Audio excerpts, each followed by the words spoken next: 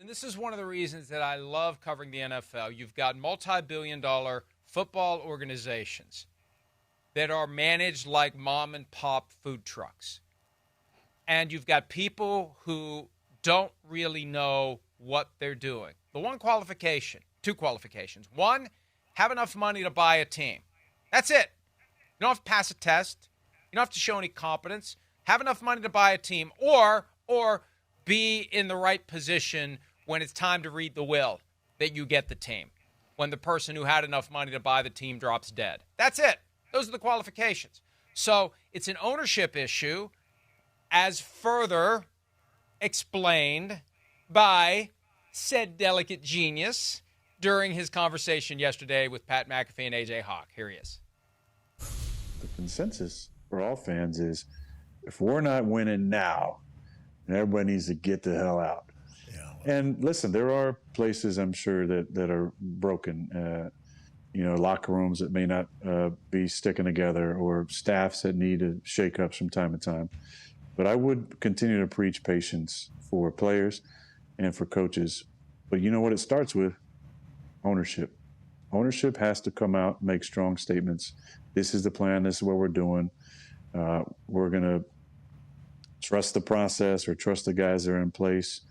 Unless there's a major problem, an issue, an arrest, or something that throws a wrench in the plans. Okay, easy question. New York media. Whoa. He put it on the tee. Here it is. What was going on with Saleh? Was it the owner being rash? Or was there some major issue or problem that was throwing a wrench into things? It's a binary choice. There's no gray area. It was one or the other. Either there was some major problem or issue that necessitated change and you're fine with it, or it fell into the category of why are these owners being influenced by social media and experts who don't know jack squat and whatever else Aaron Rodgers would say. It's one or the other. And we'll see. We'll see. Because it's Wednesday and they play on Sunday. And that means he'll be talking today. We'll see if somebody says, hey, Aaron, let me read something to you said yesterday to Pat McAfee. Yada, yada, yada, yada, yada. Yeah, Can you please elaborate on its relevance potentially to something that happened here 5 weeks and a day ago? Look, and it's not like you said it. He put it on a tee for them because a lot of times if you are thinking as a beat reporter, you're thinking, all right, I'm going to bring this up today. You're on your own and just thinking, wait a minute. We've never really covered. We never covered this area. I got to go back to this, especially since the Jets just lost to the Cardinals. I'm going to go back and I'm going to revisit how the season has gone wrong. I'm working on a long-form piece on how it went wrong with the Jets. And then you come and you ask Aaron Rodgers something that is just random to him because you were thinking about it and it's random to the rest of the press corps. This is not that. This is something that he introduced. It's not random at all. So if you bring it up today, he can't say, where the hell is this coming from? It's coming from you. I just listen. Blame me. I listened to your appearance yesterday. I watched it. This is the thing he gets paid $1 million a year to do. He gets $1 million a year to do it. He does it every Tuesday, and he's defiant about it. He was bristling about it yesterday. The idea that anyone would criticize him for taking the time to talk on Tuesday. Well, when you add that volume to the conversation, you're right. It makes it a natural extension of all the stuff you said yesterday.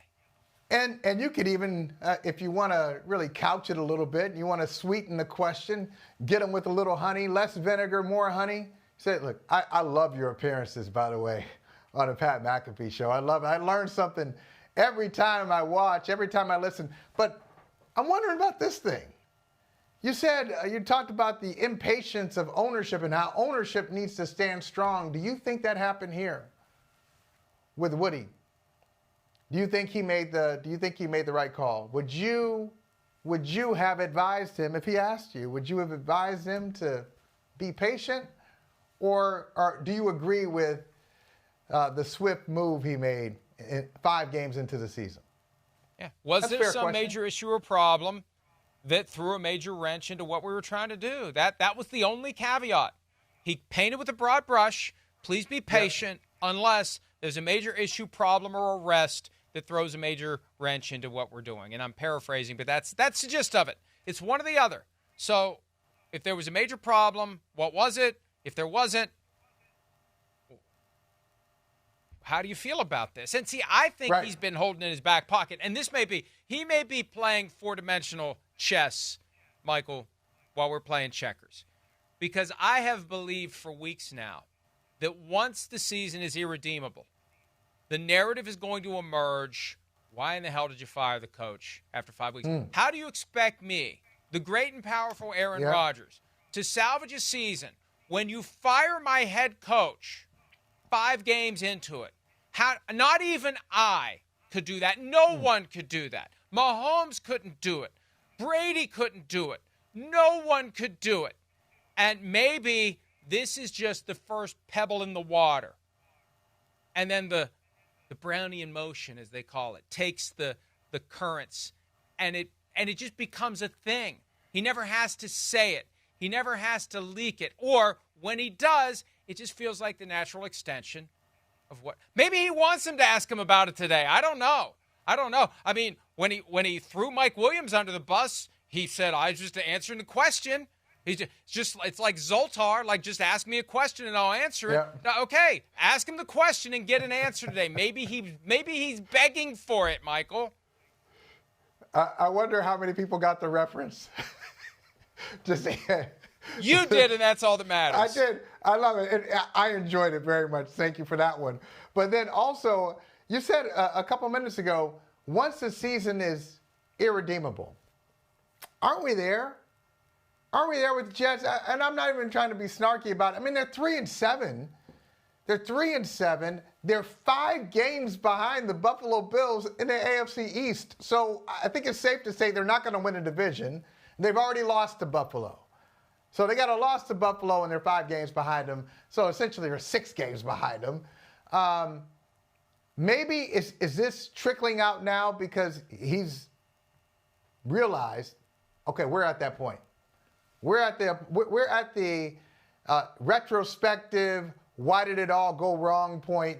I know media members have already been there. I'm starting to see it's there now. We bring in Devontae Adams, we fire Robert Saleh, and it really hasn't gotten better. As a matter of fact, it's gotten worse. It's gotten worse since we fired Saleh.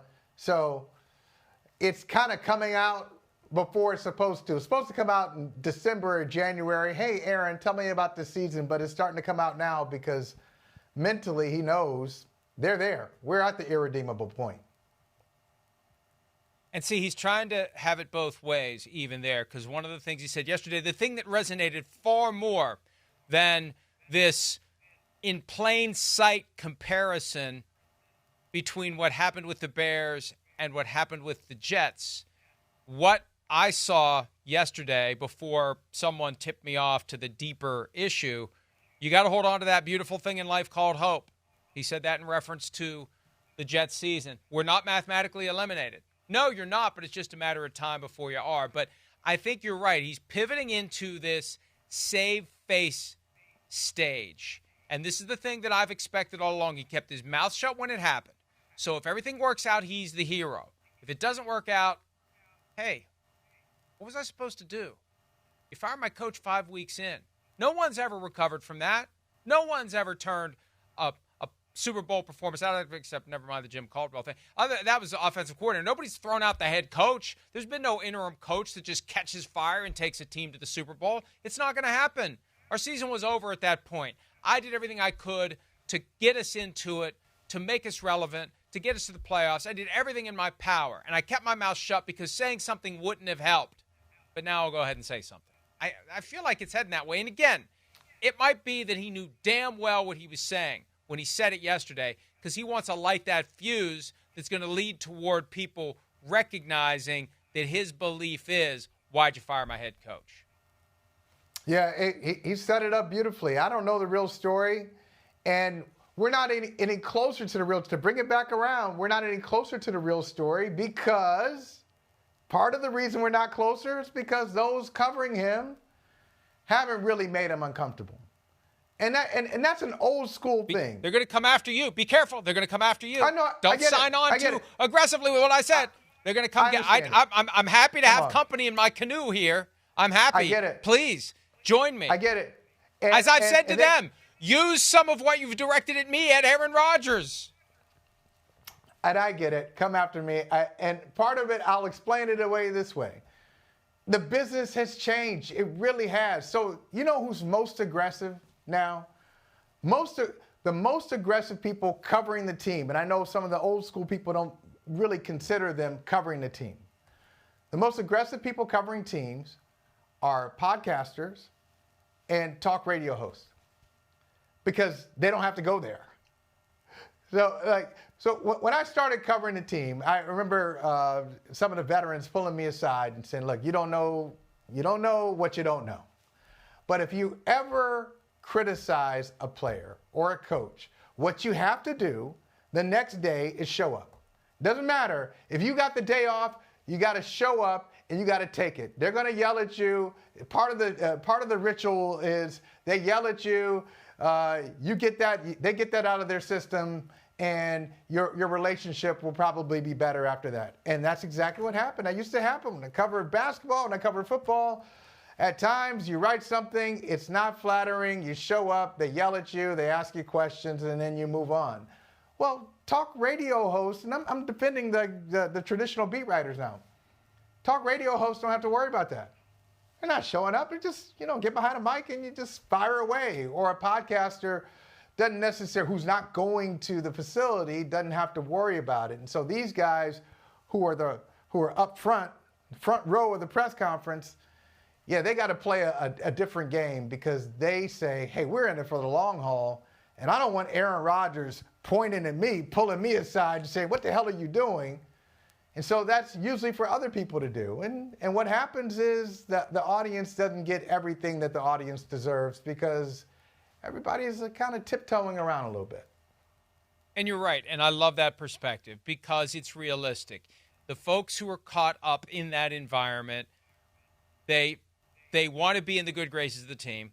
They want to get information that maybe doesn't go to their colleagues. They want access that maybe their colleagues don't get. So there's a certain way of, and I think the smart teams will play one against the other to get maximum positive, favorable treatment from all of them. And I will say this, though.